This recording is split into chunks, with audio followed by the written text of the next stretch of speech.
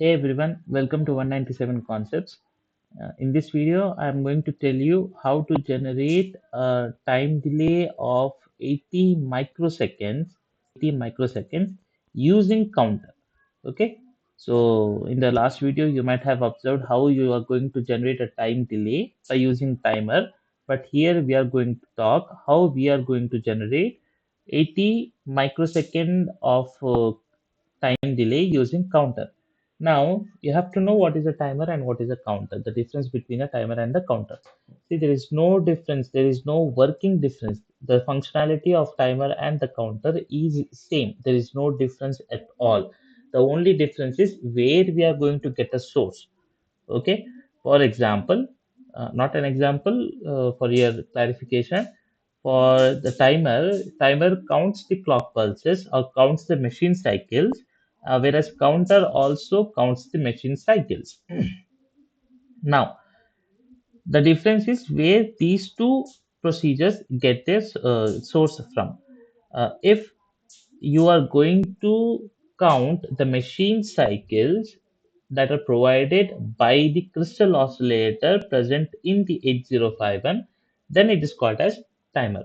Whereas if you are going to get the machine cycles outside of 8051, I'm not talking about crystal oscillator. If you are going to get the clock pulses outside of 8051 timer, with the pins of T0 and T1, if you observe the pin diagram of 8051, you will observe that you are going to have two different pins, that is T0 and T1. If you are going to get updates of timing or updates of machine cycles via those two pins, then that is called as counter. Since we are not able to externally provide the clock pulses in a virtual circuit, in a virtual setup, we are going to use timer itself. Once again, their functionality, their initialization, their working, everything is same. That's why instead of going for counter, I'm going to tell you here how to generate a 80 microsecond delay using timer instead of counter. Okay, so there's only a difference of bit in T mod. Okay, so when you go for the T mod, I believe the bits are gate, okay, T slash C, and M0, M1. So gate tells us whether to accept these three bits or not. These two bits will tell the mode of the timer, and this particular bit T slash C tells us whether we are going to use timer or whether you are going to use count. Okay, so that's the only difference. If I get to 0, 1, 1, 1, these three will be neglected and the timer will be skipped. It will be not initialized. If I keep 1, 1, 0, 0, okay, if I keep 1, 1, 0, 0, that means it is going to work in the timer mode. If I'm going to keep 1, 0, 0, 0, then it is going to be work as a counter. So that's the only difference. Other than that, everything, initialization and all is same. So that's why I'm going to use timer to generate a 80 microsecond delay. Okay, that's the thing. Now, to generate the 80 microsecond delay, you have to know some basic formulae. So I've already told this in the previous video. I will share the link below. For just a quick recap, I'm going to be quick here. So first of all, we have to find the timer frequency, which is nothing but f oscillator divided by 12. And this f oscillator, I'm going to assume it is as 12 megahertz divided by 12, which will give you 1 megahertz. And the timer tick period will be 12 divided by f oscillator, again, which will be 12 by 12 megahertz, which will be 1 microsecond, right? Then uh, count. So count is required time delay divided by, uh, sorry, what's the formula? Timer tick period. So required time period is 80 micro. Micro means 10 to the power of minus 6 divided by 1 into 10 to the power of minus. These two will be cancelled out and this will be 80 counts.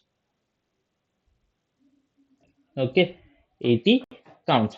Now, if you see the formula, what he is, if you see the question, if you observe this thing, he is initializing it in mode 1. So, if you see here, the experiment name, program to generate a delay of 80 microseconds using counter 1 in mode 1. Okay, this is timer 1. Assume this as timer 1 instead of counter 1 in mode 1. So, now mode 1 is nothing but a 16-bit mode. So the maximum value that you are going to get in mode 1 is 65,536. So 80 counts is easily possible. That's why the preload value will be 65,535. So we are going to count a 0 also, minus 80. So this will give you like roughly, okay, let's calculate it. Why to go for assumption? 65,535 minus 80. This will give you 65,455. So 65,455. Now converting this value into hexadecimal, 65,500 and what's that value? 455. 65,455 will give you a value of FFAF. So FFAF. Now if you observe the program, FFB0. Okay, in that case, FFAF instead of FFAF. So let us assume that, not assume, you might have taken 36. So let's calculate using 36. So 36 minus 80. So what is that? 65,536 minus 80 will give you a value of 65,400 65,456. Okay, and I have to convert this value, that will be FFP0. So this is in decimal form, and this in hexadecimal will be FFD0. So it's going to count from 65,456. After completion of one complete count, one complete machine cycle, it will be 65,457. And when it's going to complete up to 65,536, I'm going to get a delay of 80 microseconds. So that's the main thing. And I've copied this program here, so for a better understanding, this is from the previous one, and see, this one is originating all the register values to 00. Then this is the main loop. I'm going to use tmod. So tmod, so that's for first higher G T slash C M0 M1, then again G T slash C M0 M1.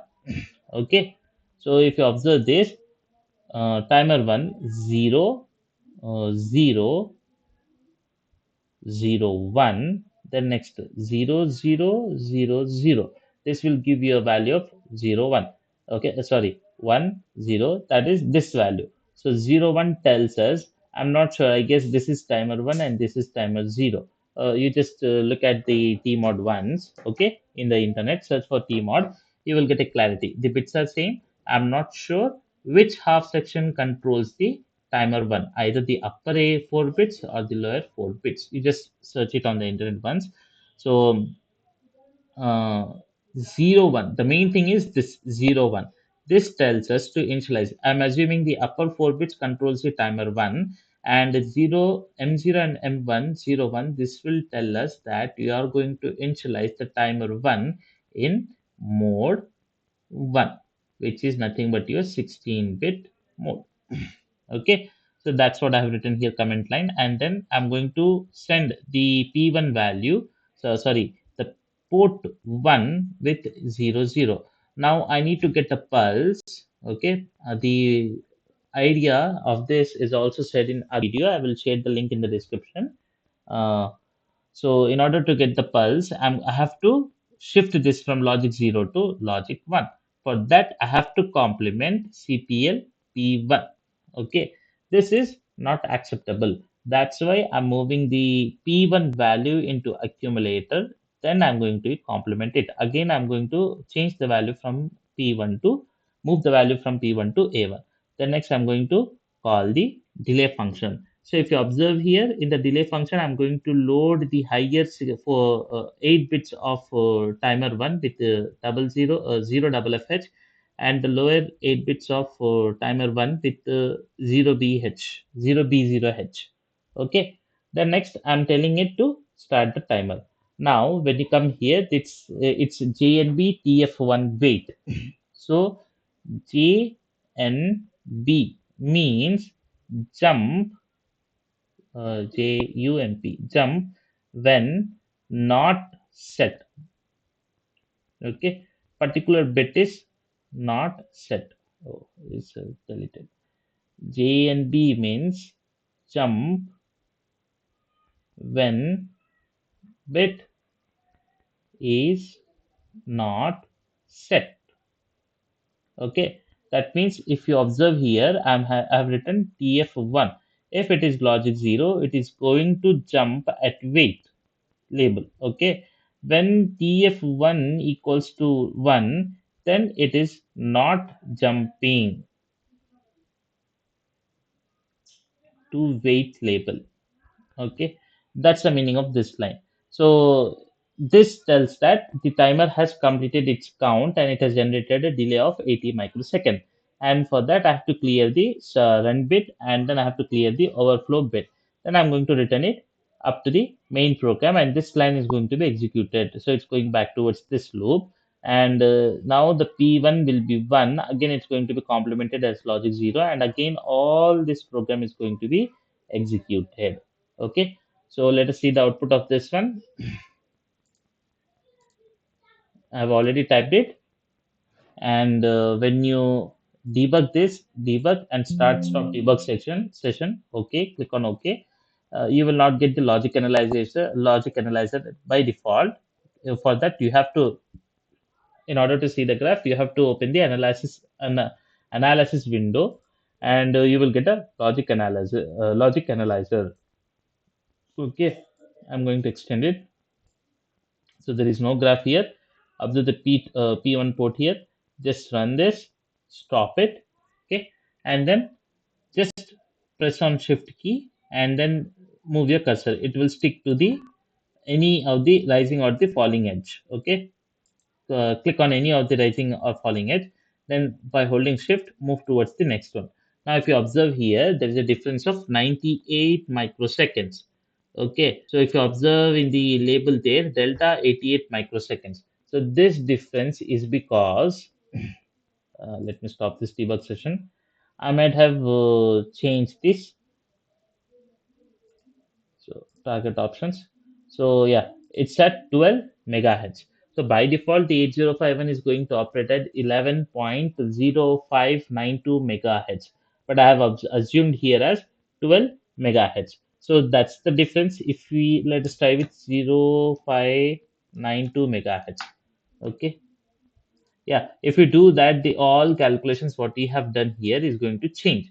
I've assumed here as 12 megahertz, but by default, the 8051 will be running at 11.0592, even though I have shifted this value here, even though I have changed this value for 12 megahertz. In order to match these calculations, you won't be getting a exact count. You will get a rough estimation. You will get a rough value. That's because it's a frequency difference. That's it. So you have to just assume it's going to be nearly 80 microseconds. So that's it in this program. I hope you have understood it. Thank you.